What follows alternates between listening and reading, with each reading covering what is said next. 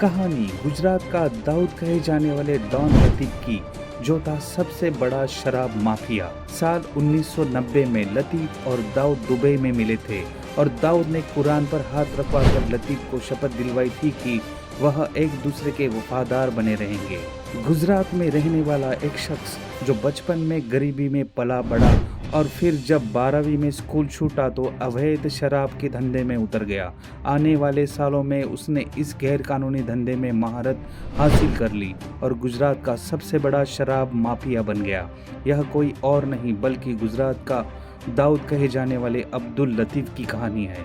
गुजरात में साल 1951 में जन्मा अब्दुल लतीफ 8 भाई बहनों के साथ बड़ा हुआ। थोड़ा बड़ा हुआ तो परिवार ने स्कूल भेजा। उसने 12वीं तक पढ़ाई की। इसके बाद लतीफ का स्कूल छूट गया और वह छोटे मोटे अपराधियों के संपर्क में आ गया। थोड़े ही दिनों में अब्दुल लतीफ भी अवैध शराब बेचने वालों के यहाँ काम करने लगा, लेकिन पिता ने उसे घर से निकाल दिया। कुछ सालों तक दूसरों के साथ काम करने वाली लतीफ ने अब खुद से अवैध शराब का धंधा शुरू कर दिया। इस दौरान 1971 में उसने अकीला बानो से शादी भी की। 1977 से 78 में उसने राजस्थान और उदयपुर में चलने वाली शराब भट्टियों में पैसा लगाया और थोड़े ही दिनों में वह गुजरात का सबसे बड़ा शराब माफिया बन गया। इस धंधे में बादशाहत बनाने के बाद उसके कई बड़े अपराधियों से संपर्क भी स्थापित हो गए। इस दौरान उसे असामाजिक गतिविधियों में शामिल होने के चलते पासा एक्ट के तहत जेल भी भेज दिया गया। वही राजनीति का कीड़ा लतीफ का पीछा नहीं छोड़ रहा था।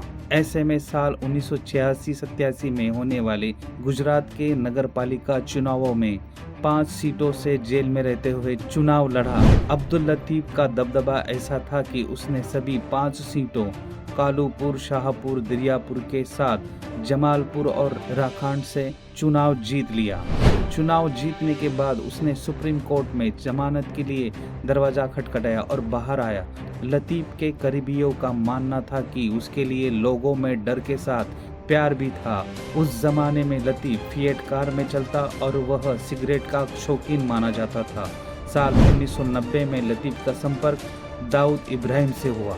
मुंबई बम धमाकों से पहले दाऊद इब्राहिम ने साल 1992 में पोरबंदर में अत्याधुनिक हथियारों और विस्फोटों को भरी खेप पाकिस्तान से मंगवाई। ऐसे में लतीफ की जिम्मेदारी थी कि वह इन हथियारों को सुरक्षित मुंबई पहुंचाए। बाद में 1993 के बम धमाकों में इन्हीं सब हथियारों का प्रयोग किया था और यही से लतीफ की जिंदगी ने करवट ले ली। अब्दुल लतीफ को टाडा और रासुका के नामजद किया गया, लेकिन वह गिरफ्तारी से पहले ही विदेश फरार हो गया।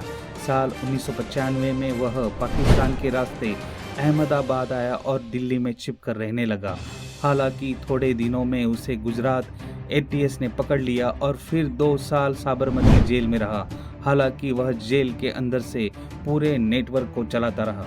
29 नवंबर 1997 में जेल में बंद लतीफ को पूछताछ के लिए बाहर लाया गया। पुलिस के मुताबिक पूछताछ के बाद उसे वापस ले जाया रहा था, तभी उसने पेशाब का बहाना करके भागने की कोशिश की। इसी दौरान हुई फायरिंग में अब्दुल लतीफ मारा गया।